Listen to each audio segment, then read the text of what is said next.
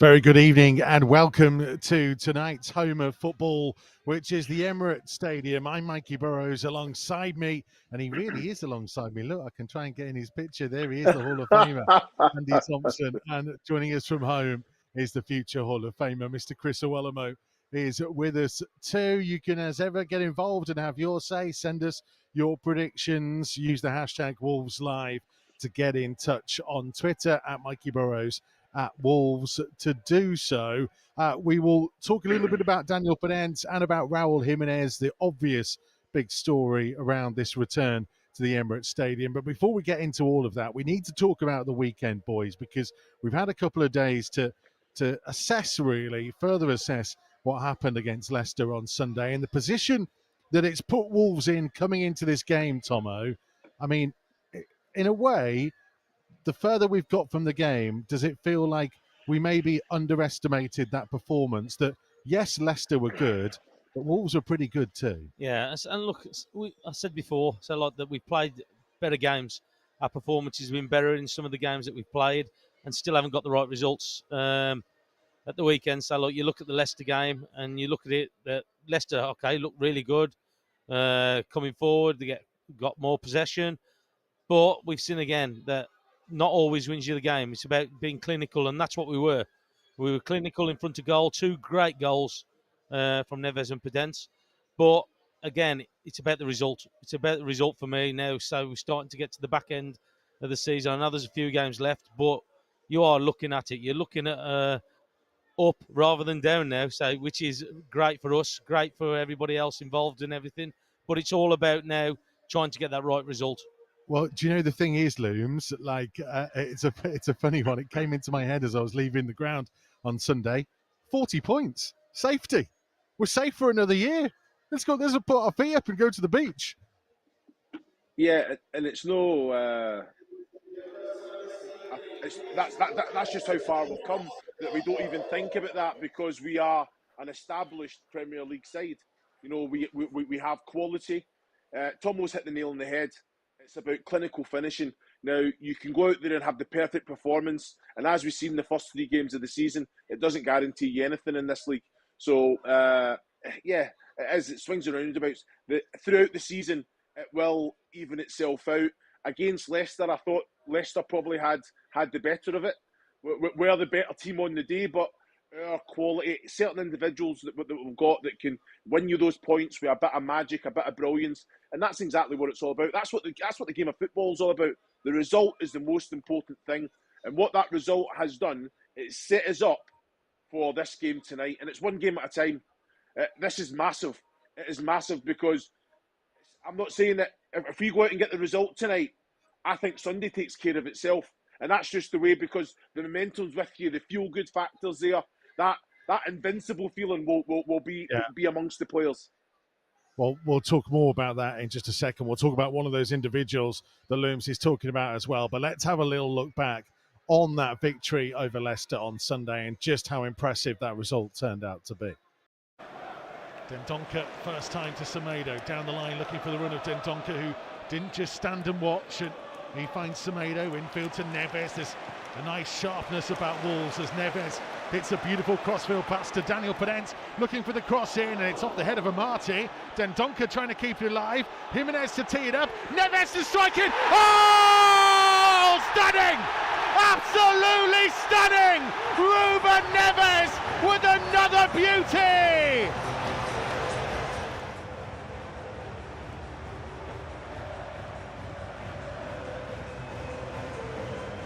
Nouri left-footed from the right-hand side, again an in-swinging delivery. It was just over the top of Kilman, bouncing round. Cody is in there. He's going to have to play it back to Daniel Penance, left-hand side of the box. Penance closed down by Tielemans. Nice little bit of trickery. Shapes up against Tielemans. Can he find room to cross it? Back onto his left foot, pulling back. Oh, strike by Nouri is just wide of the near post. Tielemans into the Wolves half, out to the right side to Brighton. Ricardo racing up on the outside. The ball goes infield to Tielemans. Now on again for the run of Brighton. Brighton to the byline, and it's turned home and they're level. It's Lookman who's there, 5 yards out, central position. Brilliantly worked from Leicester's point of view. It's Wolves 1, Leicester 1, and it's game on again at Molineux. Space for Semedo out wide, but Kilman drifting in field away from one challenge and over the halfway line, and now looking to play it down the left-hand side. What a good ball for Aït-Nouri. Aït-Nouri up against Ricardo into the penalty area. Aït-Nouri still, he's just held up. He pulls it back to Dendoncker. Infield to Daniel Podence. Podence to strike it low! Daniel Podence finds the bottom corner. What a finish! What a hit! And Daniel Podence's long wait for a Premier League goal is at an end.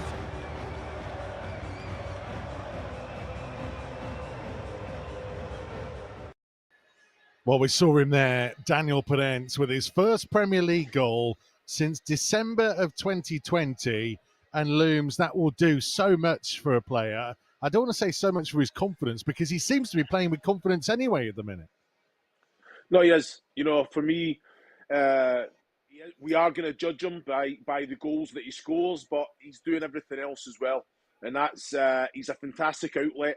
I mean, he gets the ball down, he can drive. What that does, it allows us to get up the pitch. It allows us to have that breathing time, recovery time that we need. I just think he has come on leaps and bounds. The potential was always there. Little moments like this, it's end product. You know it's coming in. You know it's coming in. No matter if they've got two against them, he is outclass. He is honestly different class. Tomo, you said at the time in commentary, you know, Yuri Tillemans is a very good player, but he needed to buy a ticket to get back in the game after that. Well, it was there many times he turned in, wasn't it? So like he wasn't happy with just one or two. So he went to 3, 4, maybe 5 times. But it was about the quality of the ball after that as well. The pullback for Aït-Nouri. He's unfortunate. So the strike was good from him, but he was unfortunate that he didn't hit the target. But that's what it's all about. You can tell that the players are playing with confidence with the results, what they've got. And that's what it's all about. It's making sure that we're clinical, we take that little bit more care in that top third. And how many times have we said about that care in the top third, and it gets us goals, and it's just proven it. We didn't have all the possession, but what we have done, we've won a game. We've won a game without playing that well. So if anything, Leicester probably edged it with a lot of the chances what they had, but it's all about putting the ball in the net. And again, I know they were arguing about was it a goal with a couple of players obstructing the goalkeeper Schmeichel, but it's probably for one of the first times VAR helped us and give us actually something. But I just think that it's this end of the season, it's all about results. It's all about getting the right things that you can get, and your little bit of luck as well. There's that luck, because I'll tell you what, Lookman and Daka up front the other day were very, very good, and they caused us problems. Yeah. We're going to get Looms' view on the return of Pedro Neto in just a moment, and we'll talk about Raul Jimenez too on Matchday Live Extra. The Athletics' Tim Spears will be joining us. But the last time we were here, apart from the incident that affected Raul Jimenez, Daniel Podence, the man we've just been talking about, had a sensational game and helped Wolves get a historic victory. Here's the best of that match. Across the centre circle for Bolly. Trying to find the feet of Fabio Silva to Podence, who dropped deep. Wide out to Traore. Good move and build up this from Wolves as Traore looks to run at his man and stand his cross up, and Dendoncker, he rattles off the crossbar. Neto to follow it up, and it's in. Pedro Neto is there. Wolves get the breakthrough. It was excellent build-up play. Adama Traore's cross. Dendoncker nearly finished it off. Pedro Neto made absolutely sure. Fabio Silva defending the near post. The ball goes short to Bellerin. Wide to Willian again. He looks across from a different angle. Headed goalwards and headed in. It's Gabriel who gets the equaliser. Wolves weren't in front for long.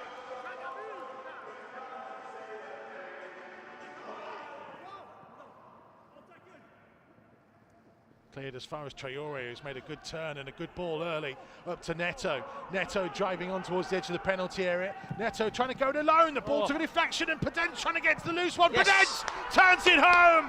Wolves restore their advantage. Brilliant breakaway. Pedro Neto strike. Denied by Bernd Leno, but Daniel Podence would not be denied.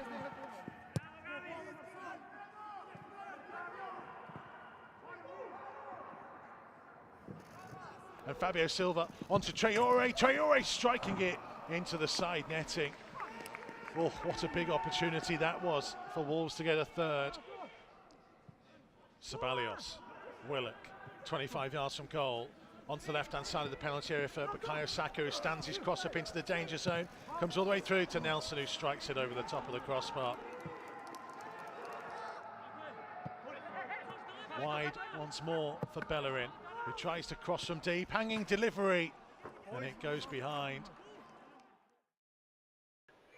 It was a sensational victory on that day. That man on your screen, Daniel Penance, providing the winning touch. He has a slightly different role today. Leander Tendonka drops out of the starting lineup, and Hee-Chan Hwang comes in to expect Wolves to go back to the more familiar three up top, with Hwang and Penance either side of Raul Jimenez, João Moutinho and Ruben Neves, just forming a two in midfield. Of course, one of the men on the bench today made such an incredible impact coming off the bench on Sunday. And Tomo, it's that element of having a player that can excite people in a certain way. And Pedro Neto certainly has that. And it was a remarkable cameo in some respects, given how long he's been away. Yeah, it is. And so, look, the thing is, you know he's got quality. You know what he's about. He's positive. He's confident in the way that he plays and his own ability.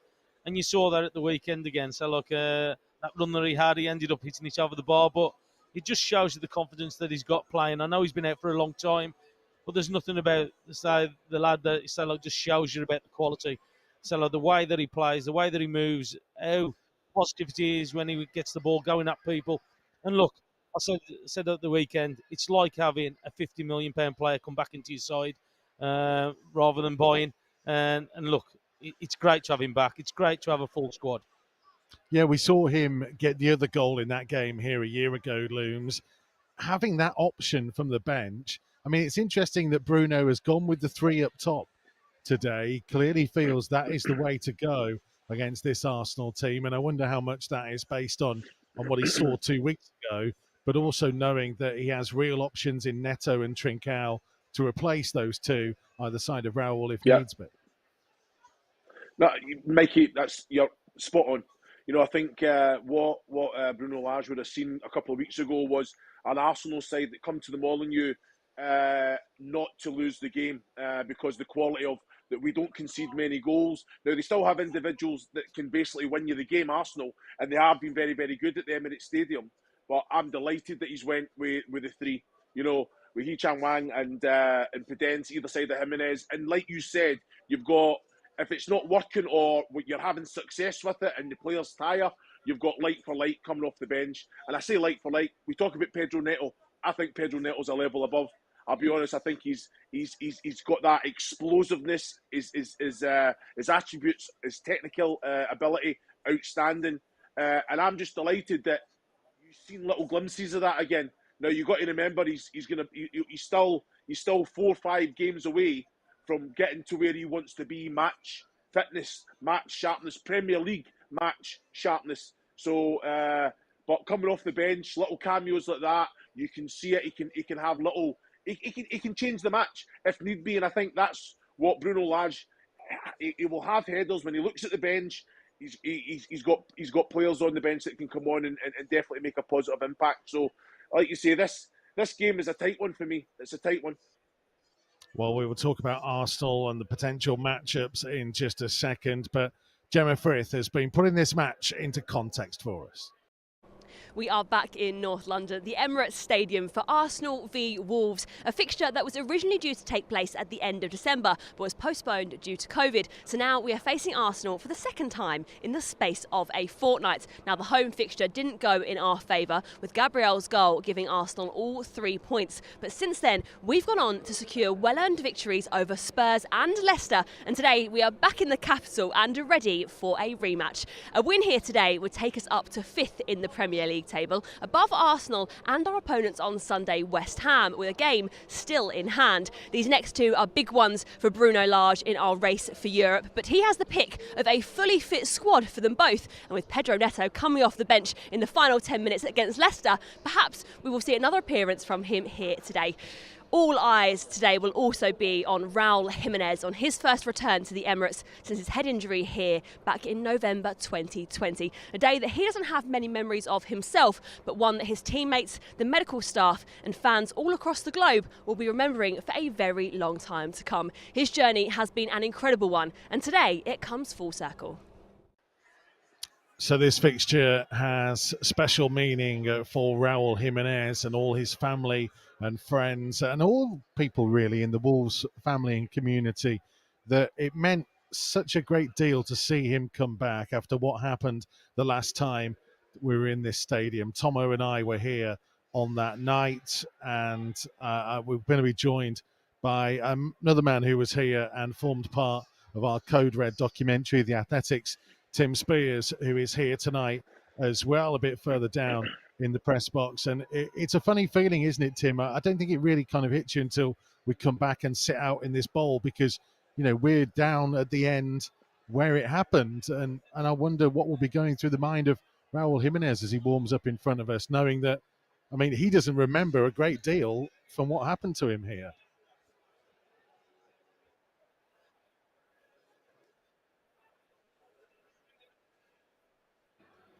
Yeah, you're right in terms of his memory. I don't think he remembers anything since the warm-up. I think I'm right in saying. So, you know, that can only be a good thing. And it will be. It's very different tonight. There's going to be a full stadium for a start. It was empty the last time we were here. There's no David Luiz in the Arsenal team. There's no Nuno's. It's different circumstances. I think in terms of mentality, you know, from what I hear from speaking to Raul myself a few times, from people who know him so well. In terms of a mentality to get over this and blank it out, you know, there'll be few better equipped to do that than him. So hopefully, obviously it will be on his mind tonight, but I don't think it'll affect him during the game. It's one of those, Tomo, where it probably affects the likes of us who all hear and remember that noise so clearly than it does for Raul, who seems to have moved on from it so well. Yeah, he has, and so look, as Tim's just touching on there, he's probably done him a favour that he can't remember what actually happened in the incident, because we were roughly around about the same place, weren't we, when it happened, and we heard the noise when it happened, and it wasn't great, and you're just looking now, you're glad that he's so, he's so happy and he's content in the way that he's been able to come back from it. But it was horrendous, wasn't it? It was awful for the time that we saw it. And everybody take your hat off to the way that the medical staff dealt with it. And that was the thing, that they dealt with it the way that they did, very quickly. And again, I'm sure that he's very thoughtful for all that as well. Looms, as a striker, his main focus is always going to be on hitting the back of the net. The fact that he got that goal at Tottenham a couple of games ago, because he'd only had the one penalty in, I think, 10 or 11 games up until then. That's going to be his focus, isn't it? Continuing from where he was, not far from here at the Tottenham Hotspur Stadium. Yeah, well, he has that drive, doesn't he? You know, he has that motivation to just go out there and do what he does, and that's get goals. Of course, he's a fantastic outlet for the team. He's a big factor in how we play, his link up, his hold up. But he's a good player. You know, it's one of those things that he probably drops a little bit too deep when he's not seeing too much of the ball, because he wants those touches. But that goal, and what a fantastic goal as well, so well taken, will do his confidence a world of good. And like you say, strikers go through little barren spells, but you know, when they get that one, they usually get a couple more, and it'd be an absolute delight if he does it in the capital again tonight. So it's going to be an interesting one, but of course that'll be in the back of his mind what happened the last time. But first and foremost, we're in good form. He's in good form. He wants to get goals, and that'll be his drive and motivation. Because, Tim, there is that element, isn't there, whereby Wolves have done really well to be getting goals from other areas since the turn of the year. But if we are truly to maintain this potential European push, they need the Mexican sensation to be delivering this on a more regular basis. Yeah, I mean, history certainly suggests that, you know, in terms of if they were to finish fourth, it would be a massive statistical anomaly. I think they're on track to score 36 goals this season, and the lowest goals total ever to finish fourth is like 45, which was David Moyes' Everton. But normally it's like, 60, 70 goals to finish fourth. So it would be a massive, I'm not saying they can't do it, but it would be a massive statistical anomaly. I do feel like they need to score more. They have been scoring more. They scored 9 in the last 5, which is a real improvement. But there's no one consistently finding the back of the net. I mean, it's incredible that Daniel Podence scored his first Premier League goal on Sunday. For all the skill that he possesses, the great areas that he gets in and around the box. He should be he should be a bit embarrassed by that. I think, for a player of his talent. But with Hwang back in the team tonight, I think he scored 4 in 11 before he pulled his hamstring. And Pedro Neto, we know he can provide end product goals and assists. And Loom spoke really well earlier about what he's going to bring to the team. So I think if you're looking at a front three of Neto, Hwang, and Jimenez with Podence as an option as well, you've got to fancy Wolves to be scoring more goals. I mean, there's so many options, isn't there? Just before we let you go, Tim, on that kind of basis, I mean, it feels somewhat remarkable, and yet I've been saying on Wolves Weekly, on Wolves Radio for the last couple of weeks, I feel like people have underestimated this squad more than anything. They had 2 really good years in the Premier League, and they had 1 bad year, and now they're back to that level that we saw pre-pandemic, aren't they? Well, we talk about the night that Jimenez was injured here last season. Wolves were 6th when that happened, and they were a decent chunk into the season. And as you say, the 2 previous seasons, they finished 7th. They're now 7th again. So, the Jimenez injury derailed them so much last season, and the knock-on effects that came from that. Take that period away, Wolves are a top 7 team, and they have been for 4 years now. It's no surprise to me whatsoever that this group of players are doing this well. It is a surprise that Bruno's managed to sort of re-energise them and get them going so sort of quickly after all the problems that we saw last season. But no, people are writing them off. People are underestimating them. But you look at Spurs, Man United. They haven't got a clue what their best team is, what their best formation is. Yeah. Spurs beat Man City, at the weekend, and then they're in full-blown crisis last night. Wolves just keep going and going and going, clean sheet after clean sheet after clean sheet.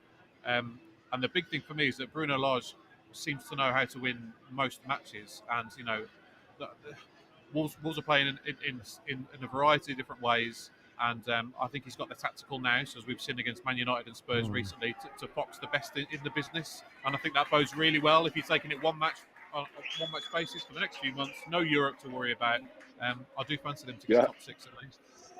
We'll see some of the action from when these 2 met 2 weeks ago in just a second. Before we let you go, Tim, whilst we get that ready, how much do you think that what happened 2 weeks ago plays a part? I know you were tweeting some of Bruno Lage's press conference yesterday, and obviously all the questions are going to be about, getting quick revenge and all that kind of stuff. How much do you think it's played a part in his mind, especially the slight tweak in formation he's gone with today?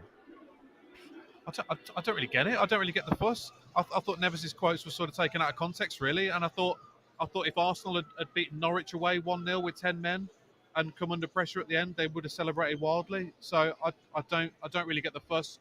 I've heard the Wolves players been booed tonight as they're coming out to warm up. But whatever, if it helps Wolves on the night somehow, then great. But it's all a bit pantomime to me, really. I like the way he's gone 3-4-3. They've had really good success here at the Emirates in the past few years, playing that formation every time. I think Mikey, you might correct me, but I'm pretty sure they've come here under Nuno to get 2 1-0 draws, and then the win last year, attacking, getting down the flanks, attacking those fullbacks, and I can see them getting some joy tonight, and I can see them winning. Okay. Tim, thank you very much indeed. Good to see you as ever. Tim Spears from The Athletic. Looms, how do they go about beating Arsenal tonight then and getting revenge? Even if Bruno doesn't really see it that way, how do they go about getting the result they need this evening? Well, I think Tim just hit the nail on the head. Down the flanks, providing service, making sure there's energy getting into the box. I think the likes of you look at Moutinho and Neves in there. I think Neves can get a little bit more advanced now because Moutinho can sit and protect. They have that intelligence, but they share that role very, very well. Aït-Nouri down the left, Semedo down the right. I think it has to be end product. Defensively, I think Tomo and I were probably in agreement that the defending is getting better. They have been caught out on occasions, but what they bring going forward is so important to the likes of Jimenez, Pedens, and Hee Chang-wan as well. So like you say, it's attacking football. Arsenal are going to want to get on the ball, but in saying that, we had more of the ball at the Molineux, which isn't normal. So hopefully we can try and dominate Arsenal on their home patch. Right, we'll get predictions in just a second, but before we do, let's hear from Bruno, who was talking to the media ahead of tonight's massive game. Obviously, Arsenal, the one glitch really in recent weeks. The controversy over Arsenal's winning goal 14 days ago, and the way they celebrated at the end, does that give you extra inspiration to get revenge?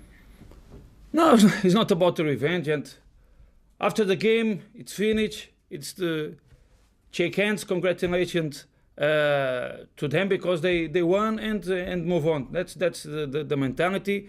And look, they did what they did, and they hold on with, I think, 30 minutes with 10 men. They closed their goal, and they celebrate like us. So sometimes if I was in their place, I do the same. So maybe I am more calm to celebrate, but it's not a point to go and talk about the players about that. What I was talking about the players, about the movements they did, and they are doing very well, that kind of movement, especially that time when I said the three midfielders and the striker, and the spaces they can offer when they come to press. Then we can have that space to play our game. I think it was a good game, and to be honest, I think we play better against Arsenal than against Leicester, and we lose that game. So we need to go with the same mentality, with the same ambition, same personality to play our game against a strong team. And then they are doing a good season now. In the last games, they are playing well, scoring goals. So we need to understand that also. He's so calm, isn't he? So collected as well. Right, 30 seconds each. Tomo, you can go first. What's going to happen tonight? Which way are you going? Who's going to be the key player for Wolves? Well, so look, I think Neves again. So just following up from that result against Leicester. The last time he come down here as well at Brentford, where he scored the winning goal as well. So Neves is going to be important to us, instrumental in the way that we attack and looking for our wide fullbacks, who are going to be very important, as Looms just touched on there. I think we've got to get them into the game and push Arsenal back. I think that's why he's gone with the three at the front. But I think that I'm going to take your result again. I'm going to go 1-0 to Wolves tonight. I think it's going to be a close game. Okay, Looms, what are you thinking?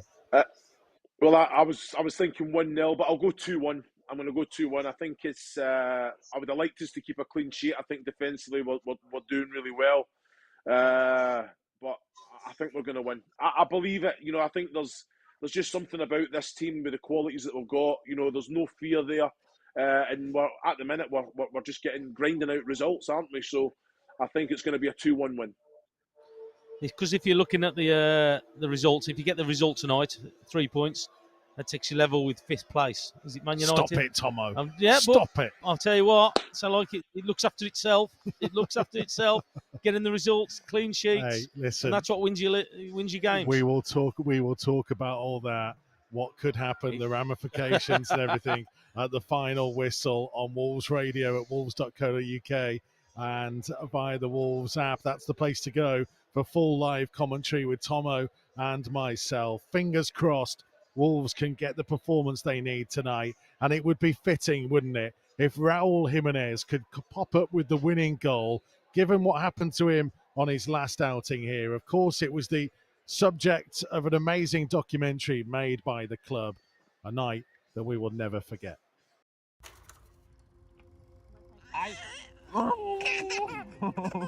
He's an awesome father. An awesome father. He plays a lot with Arya. He's just the most laid back, kind, generous, decent man you could possibly imagine. I think he's a lovely guy. Honestly, I thought from the very first time I met him, not just as a footballer, but as a person, as a human being, how much he would fit into our change room. I think the fans sort of instantly took to him and knew that they had a striker of real class. He's so talented, so athletic, he's fast, and he's a goal scorer.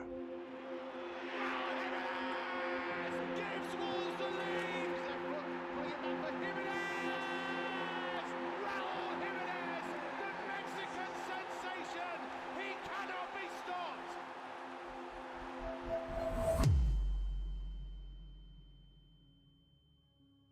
It was a normal day. Just watching the game and waiting him to come back home.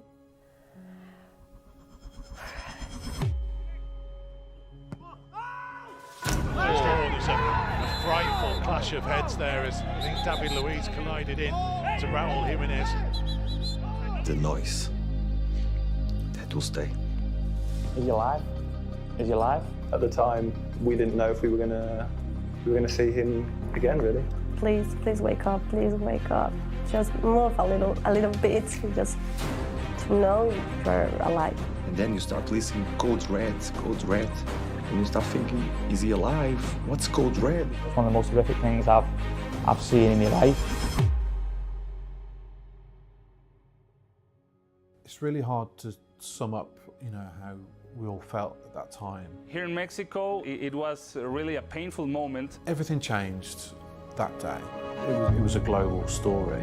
Everybody was desperately keen to know how he was. Is he going to play again? Can I ask you first about Raul? Can you tell us how he is? Just give us an update on his comeback.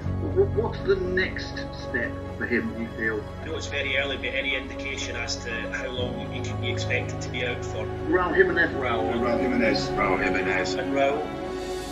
Fairly early on, he told me that he was thinking he was going to play football. So strong, confident that he was going to play again. His character, his optimism, his belief, his smile to the problems. He's so strong to solve it. Le decíamos que le siguiera echando y que tuviera fuerza para poder seguir adelante.